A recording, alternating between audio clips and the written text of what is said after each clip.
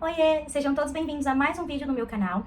Hoje eu gostaria de estar conversando com vocês um assunto que sempre me pedem, sempre me perguntam lá no Instagram também, que é a respeito de como o Benjamin desenvolveu a fala. Então hoje eu vou estar trazendo para vocês 4 dicas que nós utilizamos aqui no nosso dia a dia, ao longo de todo esse desenvolvimento, desde a descoberta do diagnóstico até os dias de hoje. Eu queria pedir que você curta esse vídeo, que você siga o meu canal, que você ative o sininho, né? Porque aí mais pessoas vão receber esse conteúdo e vão estar recebendo aí mais informação sobre o autismo, aprendendo coisas práticas. O que eu acho diferencial aqui no canal é que realmente eu tento trazer coisas práticas para o dia a dia de vocês. Sair um pouco da teoria e o que vocês devem fazer de forma prática e assertiva para melhorar a relação tanto de vocês com o autismo da sua criança, quanto no dia a dia, nas diversas funções que a gente precisa desempenhar com a criança. Então, deixa aí pra mim o seu curtir, segue e compartilha também com os amigos.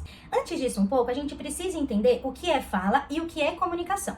A fala nada mais é do que a linguagem verbal, certo? Para a criança adquirir a linguagem verbal, ela precisa primeiro ter uma comunicação receptiva, então saber compreender aquilo que é falado para depois conseguir interpretar e transformar aquilo em uma ação. Para que isso aconteça, a criança precisa de ter alguns pré-requisitos. Então ela precisa primeiro estar com uma linguagem não verbal desenvolvida, como saber apontar, saber imitar, saber seguir comandos simples, né? São alguns pré-requisitos que a gente fala que para se estabelecer ali uma comunicação. Então, não é só o ato de falar. Tem muitas crianças com autismo que não falam, mas se comunicam muito bem. Elas podem se comunicar tanto por gestos, quanto comunicação alternativa aumentativa. Então, são crianças que podem utilizar de pranchas de comunicação, né, por meio de figuras, ou aplicativos, softwares, que hoje existem muitas coisas novas no mercado, né, que ajudam e potencializam a comunicação da criança. Outro pré-requisito muito importante que a criança precisa desenvolver até chegar nessa comunicação é a atenção compartilhada. É um dos fatores que está prejudicado dentro do transtorno do espectro do autismo, que seria aquela troca, né? Então a criança, ela não consegue, por exemplo, mostrar pra você o que ela quer, ela não consegue, você tá num ambiente e ela não compartilha do que ela tá fazendo ou do que ela tá vendo com você. Então a criança precisa receber estímulos primeiro em todas essas áreas, para que depois a gente consiga desenvolvendo mais a comunicação verbal. Isso tudo você vai desenvolvendo como? Na brincadeira, por meio do brincar, por meio das atividades do dia a dia, como já tem vídeo aqui falando no canal. Então vamos lá. A primeira dica que eu vou dar pra vocês está relacionada a um vídeo que já é público aqui no Instagram pelo Instituto Singular.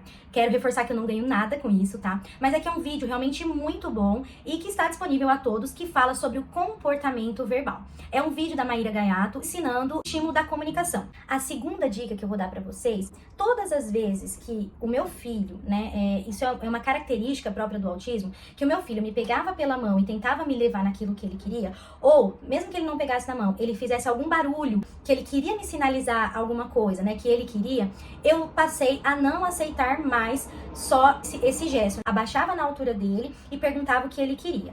Se ele não conseguisse, por meio ali de tentar apontar sozinho, aí eu dava o primeiro comando verbal para ele. Aponta. Se ele não conseguisse e olhasse para algum lugar e eu meio que entendesse, eu ia dando as opções para ele e segurava na mãozinha dele e já ensinava o apontar. A terceira dica foi que depois de um tempinho que a gente já estava nesse processo, em que algumas palavras já estavam mais desenvolvidas, né? Porque no começo o Benjamin não falava muito pouco, depois ele começou a aumentar para falar partes de palavras, então ele normalmente só falava o começo das palavrinhas, né? Até depois de muito a gente começaram a vir as palavrinhas completas.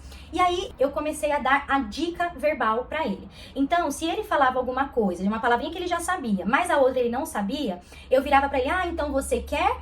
E dava essa dica, que aí eu já sabia que ele queria, ele ia falar a palavra. Porque daí depois ele começou a desenvolver o quê?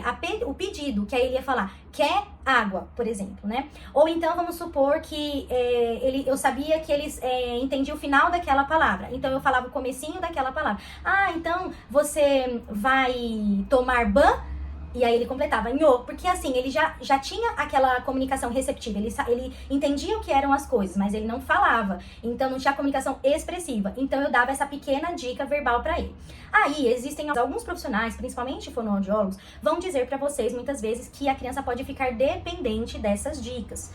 Mas aqui isso não aconteceu. E eu já vi muitas mães também falando que não aconteceram com elas, né? É claro, depois de um certo tempo, você vai tirando essa dica. dica, né? Quando você vê que ele já tá falando um pouquinho mais, quando ele já tava falando um pouquinho mais, eu ia tirando a dica e isso foi se construindo de uma forma até natural, tá certo? Então, assim, não houve a necessidade de sempre ficar dando a dica pra ele.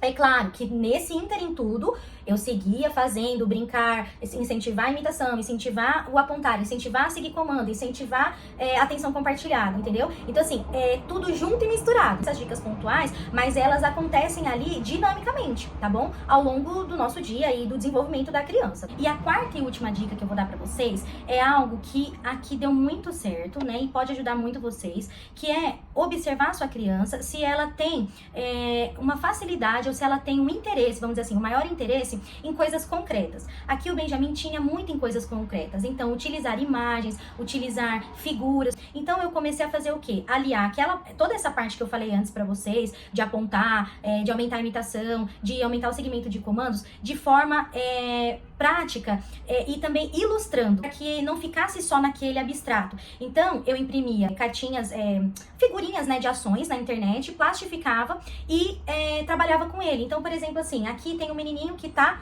deixa eu ver aqui se dá pra vocês verem, que ele tá lavando a mão. Então, eu começava a mostrar muito essas figuras pra ele, e falava, e a gente começou, o que esse menino tá fazendo aqui? Aí ele começava, bem rudimentar, lavando, ele falava assim, lava a mão, tipo, falava pequenas partes mesmo, assim. Aí eu dava a dica, ele pegava a minha dica, completava e assim as coisas foram se formulando. E aí unia essas figuras ao ato mesmo. Então toda vez que ia lavar a mão, por exemplo, pra comer, mostrava, o menino tá lavando a mão. Isso também ajudava muito. Por exemplo, se tinha alguma coisa que eu queria mostrar pra ele, mas eu sabia que talvez ele pudesse não entender, eu ia lá, pegava uma figurinha e mostrava pra ele. Isso também eu usei bastante com não só de ações, mas usei muito figuras de, por exemplo, frutas, esporte, animais, né? E tentava sempre unir essas cartinhas com as imagens mesmo, por exemplo, os animais, pegava a miniatura de animal e usava muito isso no dia a dia com ele e aos poucos isso também ajudou ele desenvolvendo a comunicação. E para finalizar, eu gostaria de dizer para vocês que esse processo não é um processo rápido, é um processo que exige paciência, exige empenho, né? Persistência,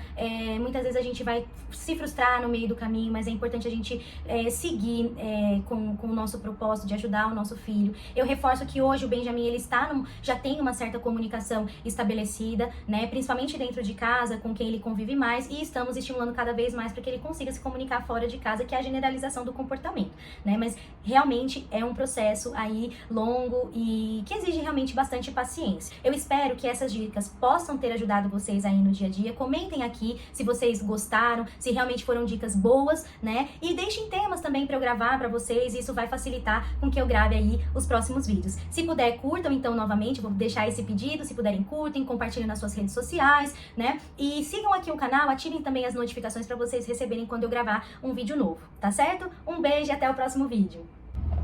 Não gravei, não acredito!